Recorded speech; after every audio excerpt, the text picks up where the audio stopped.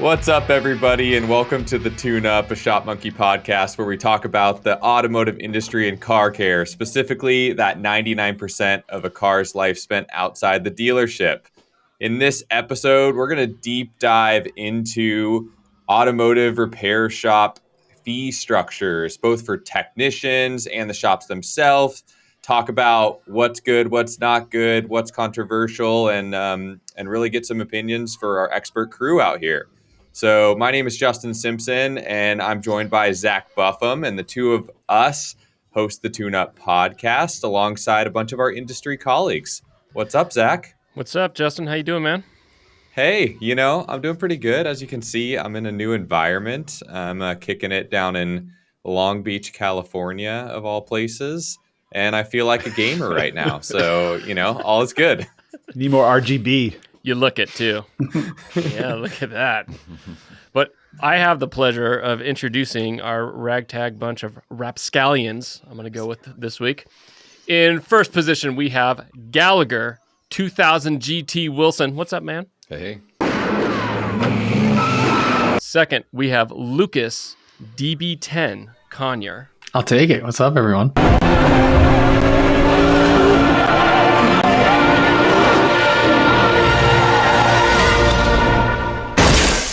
Jonathan Z8 Moretti. Howdy.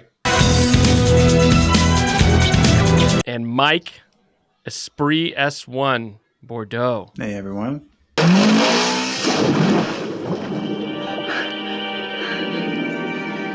Can anyone guess the theme to the nicknames this week? Guys, this is the easiest theme of all. Come on. Cars with numbers. Race car. Movie-inspired cars?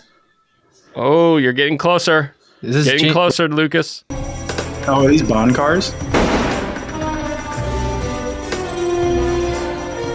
Yeah, are these Bond cars? Yeah, nice.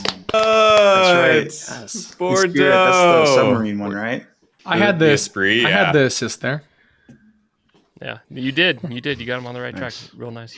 That was super good. Do you guys have any? You guys want to pick any favorite James Bond cars for Buffum and I? Or are we going to just go without nicknames again for another? I'm week? gonna EV10's the one in one of the new Daniel Craig ones, right? That's where he flips it like 30 times. That one was really cool. I like that one. That was cool. And he was chased by the what was like a McLaren 720S or something, wasn't it? Or something like that. I forget what car, like that other car was, which was epic. Defibrillator in the car too. That was cool. I think Justin has to have the Mach 1. There was a Mach 1 in one of the Bond movies. Was there really? Yes, there I'm was. gonna put Zach on the I gotta look at that unnamed dirt bike in the last Daniel Craig one where he like jumps the bridge, and I'm gonna put Justin on the first Daniel Craig no vehicle, just hardcore parkour over the entire. I'm giving Justin sneakers. Thanks, Freddie. I'll take that over the skiing. I'm giving Justin sneakers. I'm giving Zach a motorcycle. We're going to jump into our main topic. This is really a furthering of our conversation from last week. So thinking about attracting top talent, maintaining good quality staff. And, I think we started to breach the idea of there's got to be a financial incentive, clearly, right? That's a big piece of the pie. And we talked about the cultural aspects. But let's just go back to the financial aspect, because I think that's what kind of everyone wants to really pull apart. How could a shop maybe change the structure of how they're paying their staff to retain the top talent? What kind of creative approaches might be outside the box, or what maybe have you guys experienced as a really successful way that's not just, double their hourly rate? Like Yeah, and to add into that too, looking at the rate structure for shops, and there's this disconnect from the value that the technicians provide oftentimes to the end consumer. Yeah, and that's good. That disconnect is fueling the challenge to get a lot of pay structures where they need to be inside shops as well. So how do shops, level up their performance and their visibility to their own customers to maintain a bill rate, an hourly labor rate that allows them to do, whatever unique structure is best in today's industry too. If it's okay with everyone, I'm just going to kick off really quickly from the Road to Success series that we did 2 weeks ago with Phil from Titan Motoring. I want to shout him out because he brought up a few points that were just that hit home for so many customers. And it goes a layer deeper, right? I think where are they going to get that extra money to just to clarify for our customers, right? He hit home for a lot of shop owners and shop managers, Shopmonkey customers. Yeah. Correct. Sure. Thank you. Yes, for our customers as shops. And it goes a layer deeper. What do you do in your shop to make the environment that you can charge more money for? And then that can trickle down to your employees. And so he went as far as explaining, the 5 senses or 4 senses of what customers experience when they walk into your shop, from sense to what they see to the bathroom. And he's like, all these different tweaks should equal more that you are able to charge your customers, so the shop's customers, what they charge them, and then that can trickle back down to your employees. So giving the right environment and kind of taking it a layer deeper. So that was just the way he presented that. And I mean, I think he said he was about $180 per hour, $175, $180 per hour. His goal being crossing that 200 labor hour per hour. So that, that's a really great goal for a lot of shops. And I think to like unpack this, actually, we need to start at the beginning, which is for anybody listening who's not, say, a shop owner, doesn't understand, or maybe a tech who doesn't understand the basics of how typical shop tech compensation is done. But let's unpack that for just a second. I'd say there's probably 3 main ways of compensating techs. There's just an hourly rate, right? They clock in the morning, they clock out at night. They're making whatever X an hour.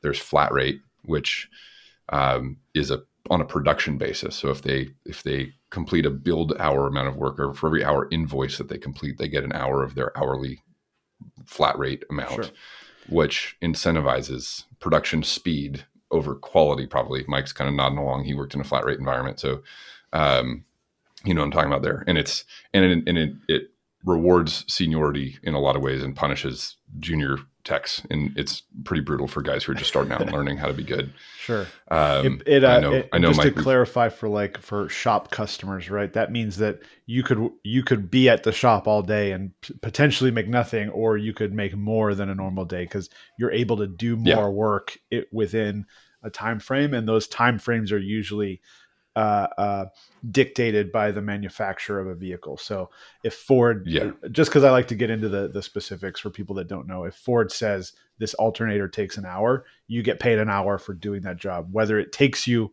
20 minutes or it takes you 6 hours, you're only going to get paid the time block allotted for that job.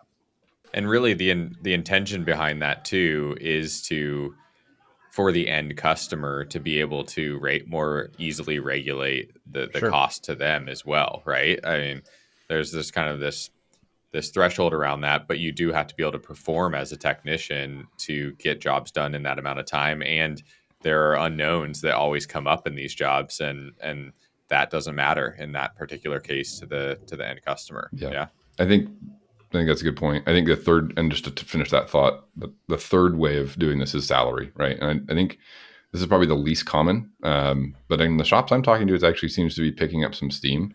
And I'll go ahead and topically state my opinion on this. If I owned a shop today, I think I would run my technicians on a salary with some kind of bonus structure in place based on team performance.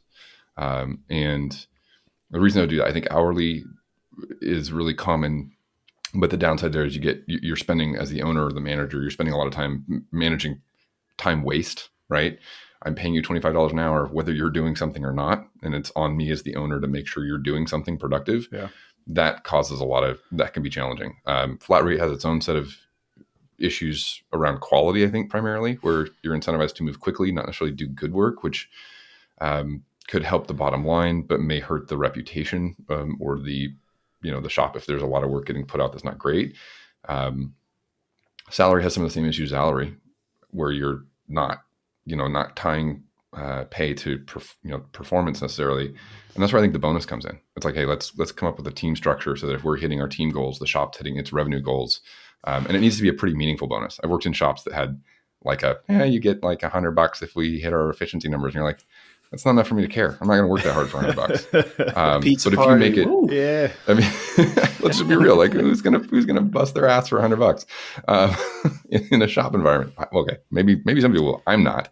Yeah, to be fair, I think but wouldn't be too motivating at a West Coast shop, right? But there's probably places No. where that's beneficial to the True. But like, it needs to have some teeth. It needs, and this is where it's regional. And I don't want to get into specifics of numbers because that varies widely across the country. But yeah, like in general, the bonus would need to be enough that it's like, yeah, this is worth it. Like, this changes.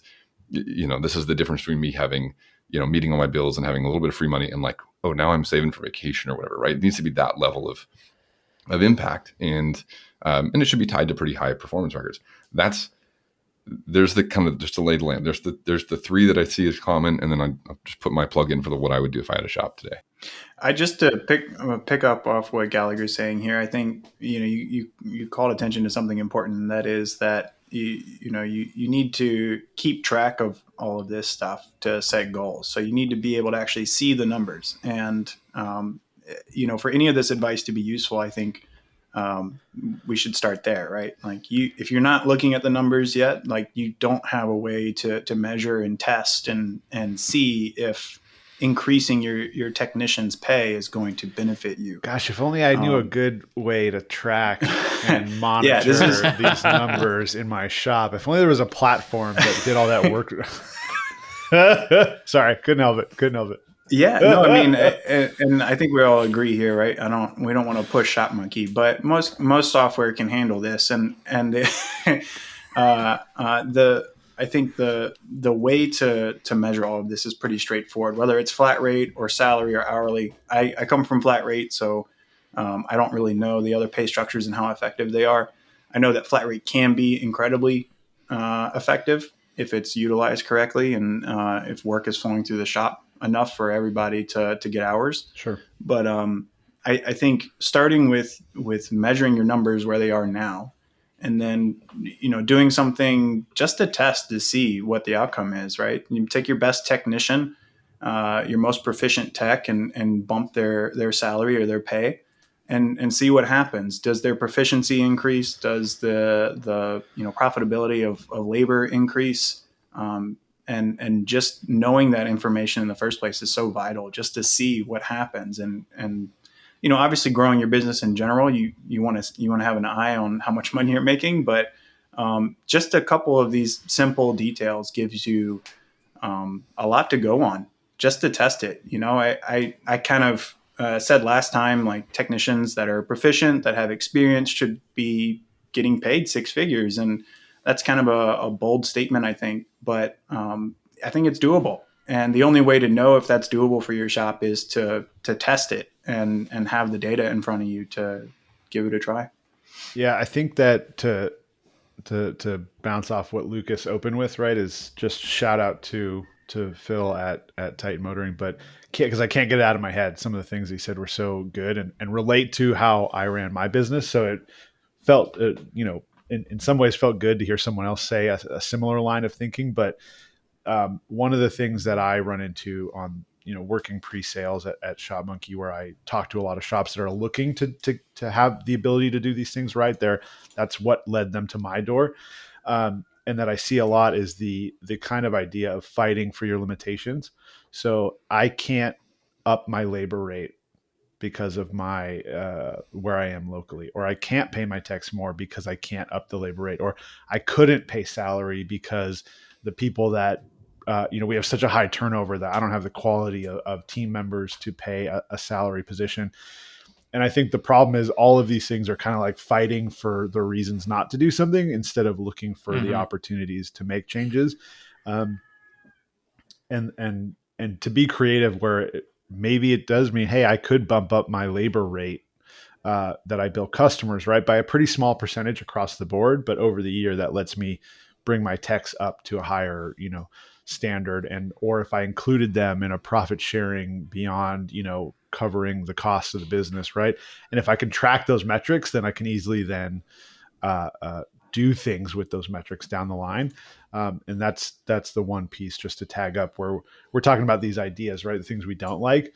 But the reasoning behind them is think past the Yeah. problem part of it into the benefits of it and be willing to try something. And if you have some decent data, then it's easy to try something and see, oh, it worked great, or oh boy, it didn't work. And then you can Well, adjust. I think that brings up a really good point talking labor rates, right? Because that's like what you charge as a business enables you is what enables you to Sure. pay your technicians. Correct. Yeah. And then that loops into customers as well, right? Like how do they evaluate what your labor rate means, right? Sure. And I think any of us who worked in shops have and probably resonates with a lot of customers. A lot of times customers would call and be like, "What is your hourly rate?" Yeah. And I always struggled to answer that. Like, yeah, I have an hourly rate that we charge by, but how do I explain to you, like as a customer, my assumption was that they were asking, how expensive are you? And that is a gauge of quality, right? Yeah.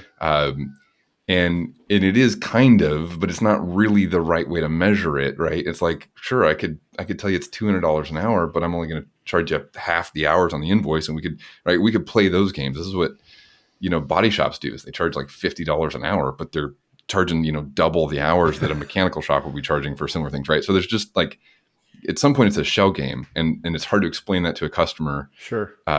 When they're calling the shop like, what's your hourly rate? It's like, well, what I get stuck there. That's a lot the benefit of of holding your tech to a higher standard, though. Like by paying your technician more, you can set more things in place to say, like, I expect you to do this at the bare minimum to continue to work for me.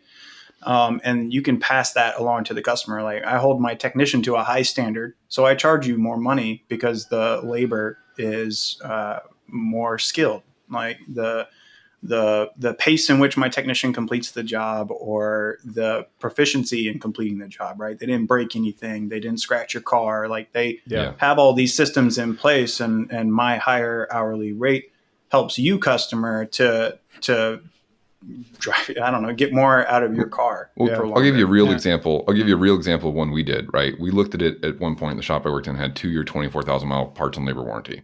And we sat down, we didn't have a lot of data for this, but it was just, we kind of back of the napkin math and anecdotes and trying to think through it. And we said, how many warranty repairs do we have that actually come back after even like 6 months? Yeah. Right.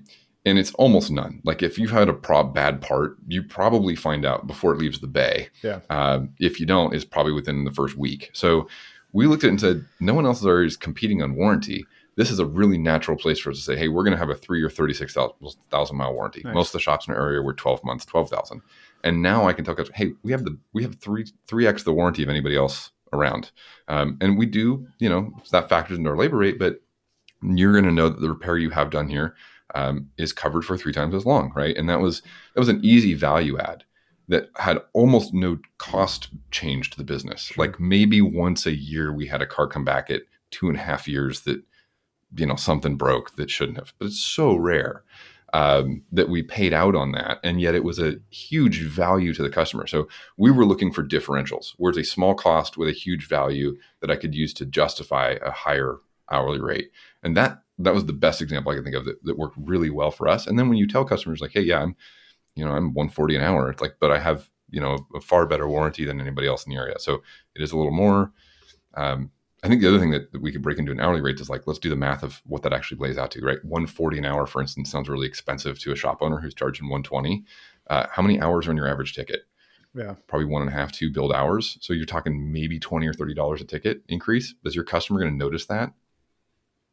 Probably not. Yeah. Is the other, I'm bringing it up. Gallagher, this is an interesting, I think I want to call it like 2 things that you said there. And the first was in talking about the perception of the hourly rate to the customer, and this perception of, if your rate is higher, your work is better. If your rate is lower, maybe it's more affordable. And it seems like depending on the customer, there's differences of opinions of how you interpret how good 100%. a shop is. And that's probably like a whole nother topic of conversation. Yeah. But when as it relates to the hourly rate piece, I think, the value add of saying, okay, yes, we can guarantee our work is one way of adding a ton of value to the owner. and showcasing to them what $180 an hour or $200 an hour shop rate actually means. What are some other ways that you guys are seeing, shops are doing that?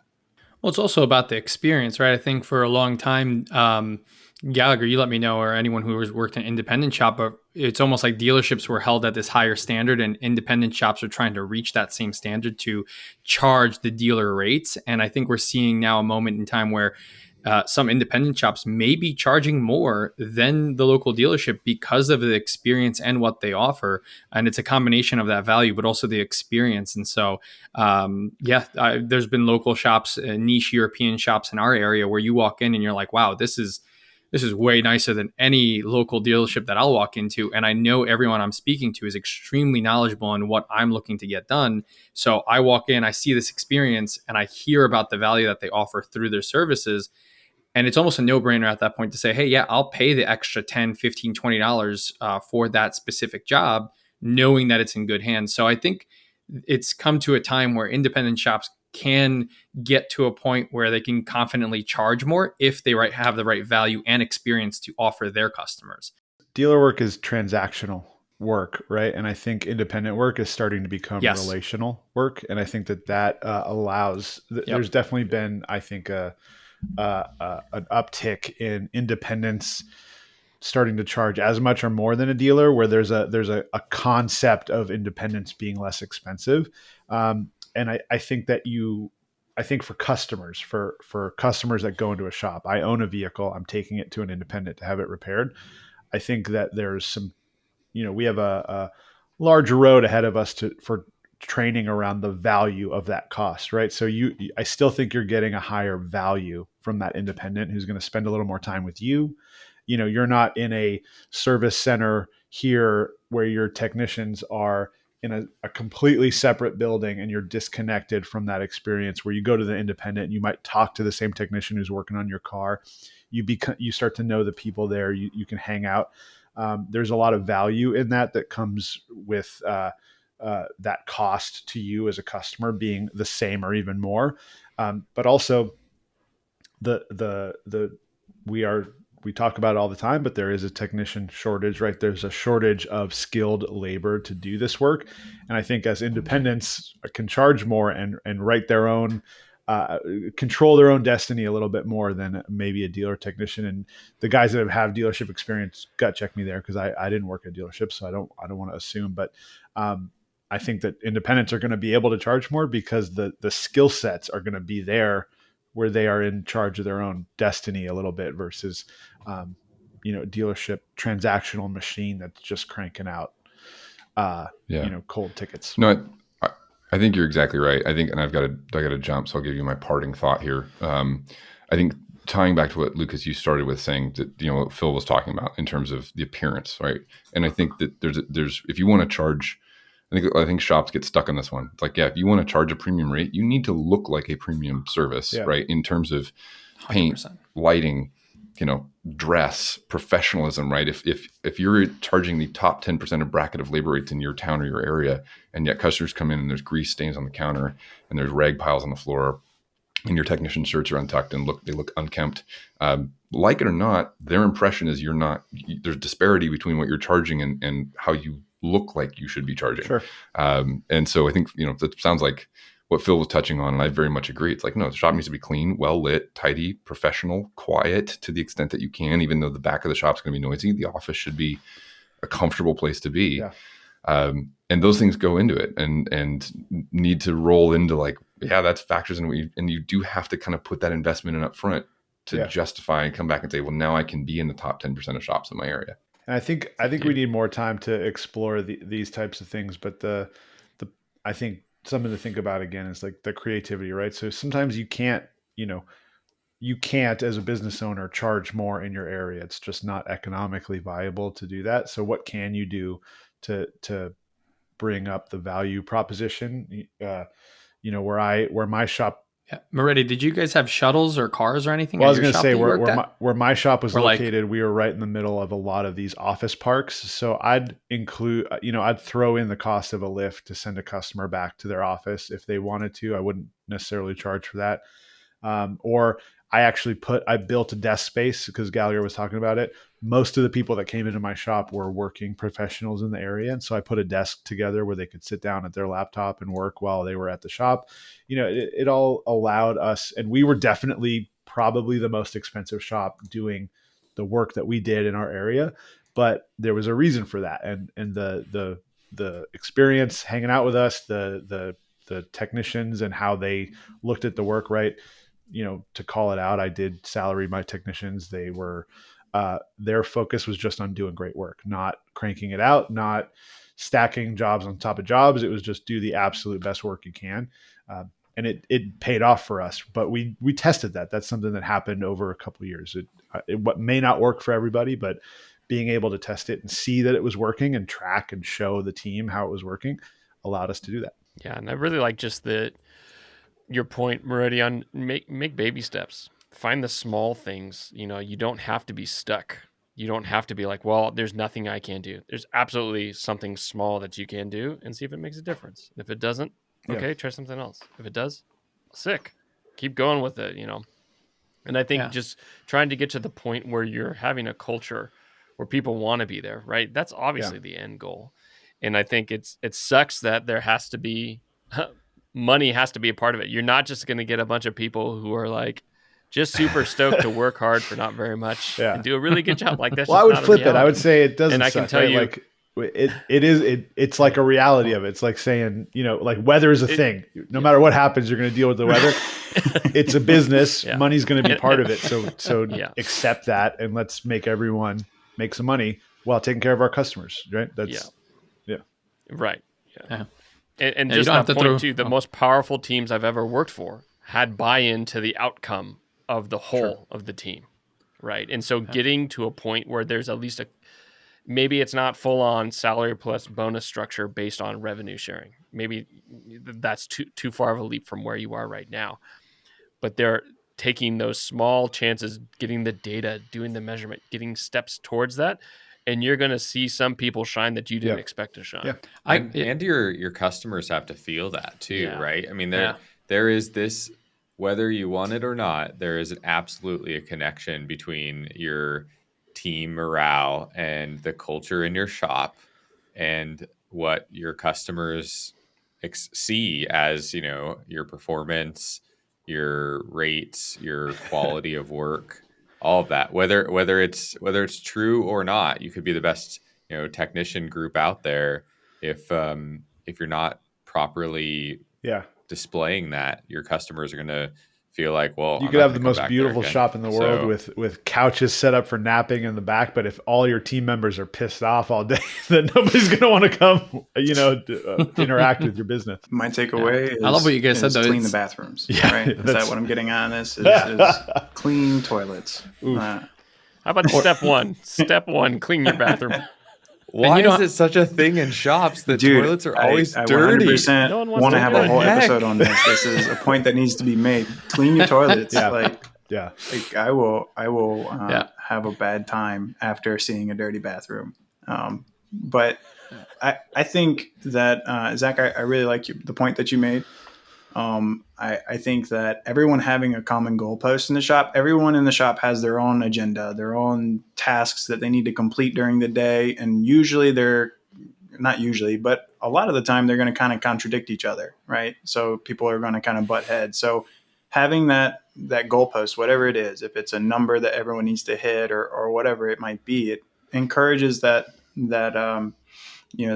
team communication and everybody wanting to succeed, for the same common goal. Yeah. And I think that's a good first step, is finding what that is for your shop and seeing if it makes an improvement. And I also agree, the baby steps, you don't have to throw $60,000 into a bathroom remodel, but a matching set of working boots for everybody and maybe some custom embroidered Carhartt shirts ready. That just in terms of team morale and overall appearance of walking into the shop, if I was to go back in and want to pursue being a technician again, that would be appealing. Not having to go and get that myself, but have a team appearance that everyone is part of the same team. And I feel like that would do something for the overall connection of the team as well. Of like, we're all in it together. Funny you're saying it like a joke, but the first thing I did where I worked is I like hung up actual like true like paper towel dispensers, soap dispensers in the bathrooms instead of things like just hanging off the back of the toilet, and got shirts embroidered for all of my team. That's like the first two things I did. There you go. And just to make it the space nice and make the team feel like a team, right? And included the team in that. I didn't like, pick like neon green shirts. Oh no, I'm taking shots at tight. I'm just joking.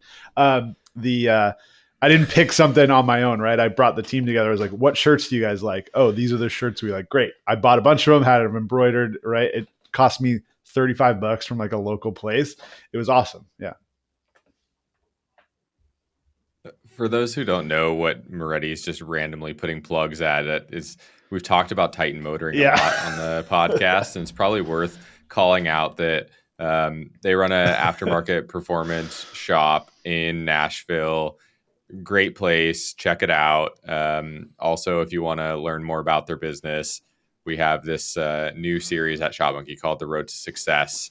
And it's a live stream series where we bring on Shopmonkey ambassadors to talk about their business. So he is on that. You can learn about them. And yes, Moretti is taking shots at him right now. So we'll see how this plays out behind the scenes. But for the sorry, Phil, we love you. People out there. That's what I get for just go to YouTube, search. Yeah, Shopmonkey, that's what I get for watching it. our videos right before recording. It's all in the top of my head. Any other final thoughts? Moretti, you got yours in. Lucas, Mike?